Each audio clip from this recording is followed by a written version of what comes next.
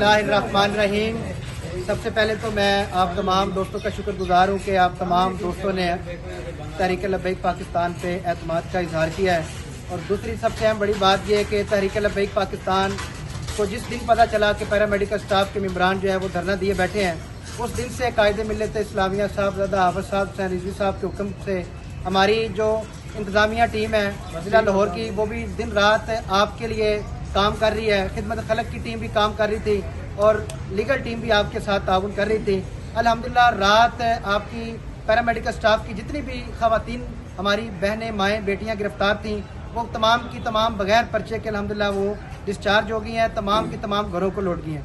इसके अलावा जो हमारे भाई थे, बुज़ुर्ग थे जिनको गिरफ़्तार किया गया था, अल्हम्दुलिल्लाह वो भी 58 के करीब थे, आज तमाम के तमाम वो भी डिस्चार्ज हो चुके हैं और अपने घरों को लौट चुके हैं। इसके अलावा जो 780 की एक FIR हुई थी, उसमें भी जितने भी डॉक्टर हज़रात थे उनकी भी आज कबल अज़ गिरफ्तारी ज़मानतें हो चुकी हैं। इंशाल्लाह उनके लिए भी बेहतरीन लाए अमल बनाया जाएगा।